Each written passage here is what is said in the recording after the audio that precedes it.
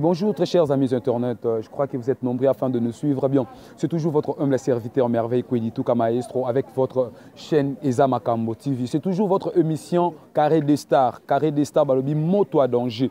Bien, on a vu que Mikolo Kinshasa ça ko bouger ma be pour la Makambo etali bakamba featuring. Makamba featuring oyo ezali pena makamba featuring yango nde ememi polémique na kati ya Kinshasa. Featuring yango ezali ya Fally na Diamond. Koto pe tomoni inosbi pe susu akesu ko la featuring na Diamond balobisiko nani apesi makambo.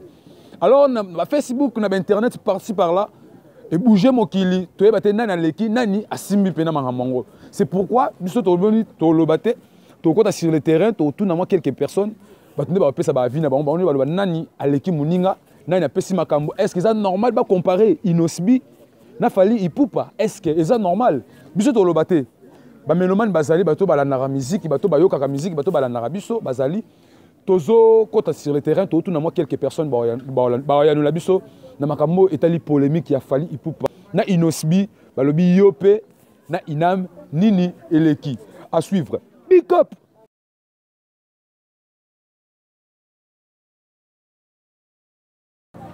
Bonjour papa Nangai. Bonjour. Comment on a po toza na TV na chaîne na biso ya makasi babi na minso bana poto baola na yo Eza Makambo TV. Alors ce qu'on se présenter pour que bala na biso bayi bayo. Ngai Mortel Mangela ya makala comment. Alors ceux qui na koki ko tout normalement quelque chose ça sur ouais ezali actualité na biso mikolo babi Fally Ipupa ota ko beta featuring na ina Diamond o na nzemo na bango babengi Inam. Alors le lopé sous inosibia ou tukobeta featuring toujours na Diamond ou na nzemo to bengi yope. Alors si on a tout une question na bango mi balé wana ma featuring na mi balé wana featuring ni ya makaso epesi pena makam na minito. Fally bokote musique mona inosibia. Fally pena bokote niveau moko na inosibia ata lelo ti lobby. Ba niveau moko te. Mais pa chance mbeleza ngo bien. Ba nzemo mbeleza ngo bien mais Fally ma likolo. Voilà ça Nikolo. Alors comment comparer bango balobi que non Fally aza sous king parce que ba jouer o ezala ki loko la couronne naie et pas inosbi apese mon na ntaba. Donc c'est que yé personne comment contrôler. Le monde les qui chasse et bouger. Alors pour nos comparaison on est normal tout est normal. Tes comparaison est tika au sala maté. Fally likolo makasi ko megate. Fally likolo makasi. Dans Afrique ya likolo. Même si ba Diamond na ba bigi Fally likolo. Donc yo tas ko ndura Diamond ana sa Fally. Parce que innocence a bien na Fally. Ozo ngaka ba tout. Au bout de l'eau, bazama va rêver. Mais après, on comprend que 32 ans de pouvoir, il fallait le blague d'idée. Après 32 ans, tu as un sous, tu as des solos. Il fallait niveau, il y a une possibilité de assez ma casse. Merci Noko, je ne sais pas qui n'a pas réponse. Alors, ce qu'on s'est présenté encore pour rappeler na balanda biso Eza Makambo TV ba kombo na Immortel fan ya Fally numéro 00. Ah vous avez fan ya Fally hein? Oh, mais soldat. Yango ko? Ti yango te ma mona Italie. Merci to sepela ko solo na yo. Merci.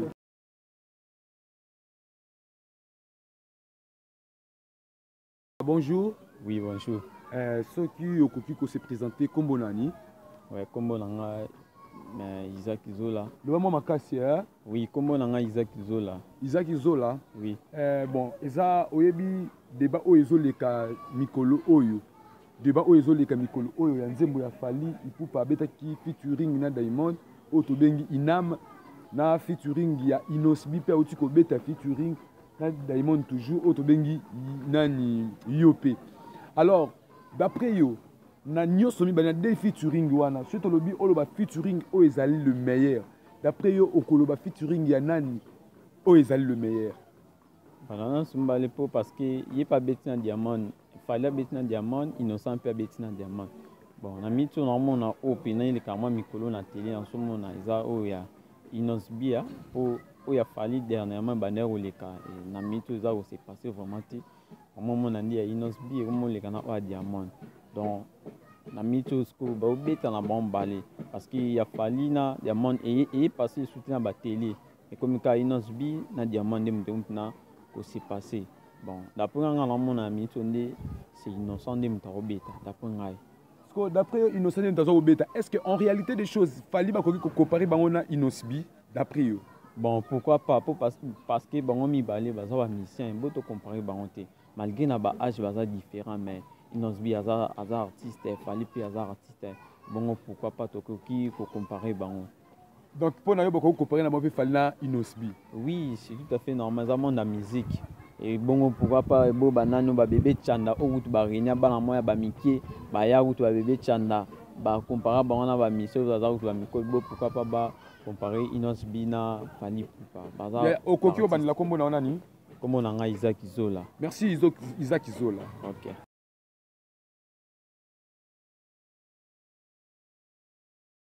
Bonjour papa Nangai. Bonjour.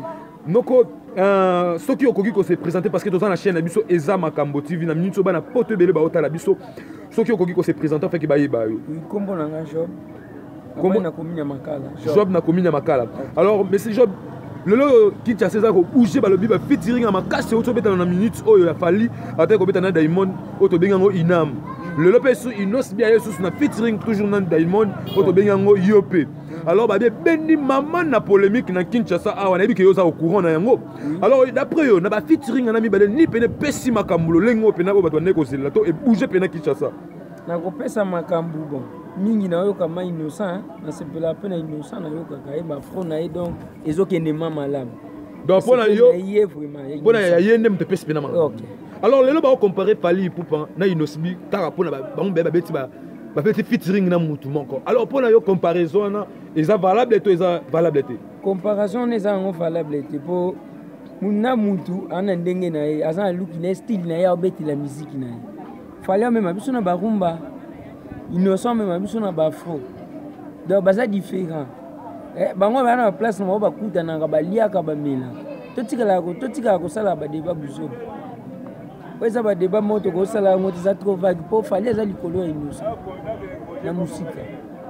Mais babi Innocent azui trône, azui couronne o ezala ki pas Fally. O Fally lata apé songo pas tabac. Alors pour na yo si comment te que non. A même pas likolo. Wana ezaka ande ko luka ka ande batu ba yeba yeba tsai pe kato ayebana. Ayebani mazo luka ka ande bo afula malisusu. Ya ko meka Fally te. Yemoko ayebi. Akomeka Fally te. Mais babi que non ba ba beta ka ba musique babi mikolo Innocent na ba so beta musique mais ya Fally obetela biso ba rumba. Ozo mama biso likolo, ya so betela biso ba fro. Ya elongo la biso susu ba Nigérien. Comprends différence? Différence à ma casse. Différence c'est ça ma casse. Donc totika ba débat wana. Totika ba débat wana. Merci noko soko ko se présenter sur pour baba au rappeler comme on a Job na la moi komina makala. Merci papa Job to se pela ko solo na yo. Merci. Vraiment.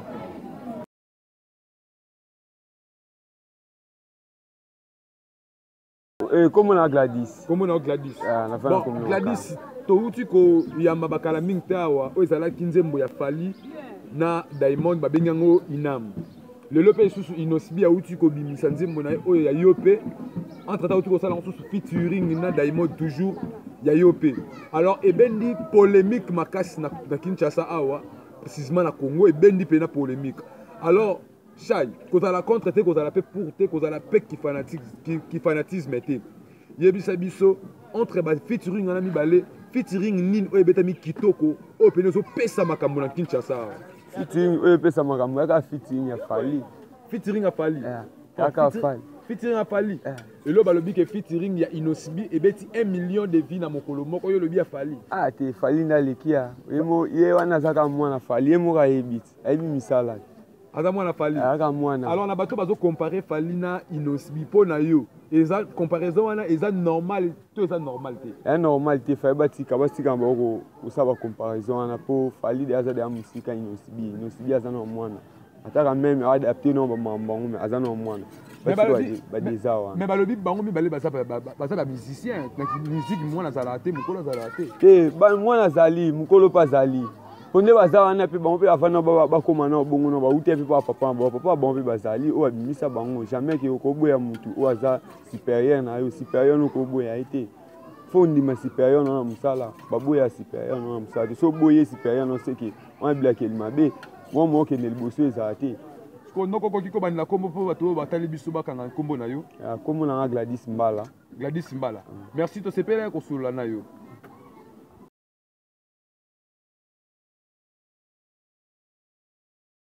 bonjour. Bonjour. Soki okoki koloba kombo na po batu baoltala yo bayeba kombo na yo. Kombo na nga benanda bwe iza Chaitezien. Chaitezien kolonga nanu kepi na yo.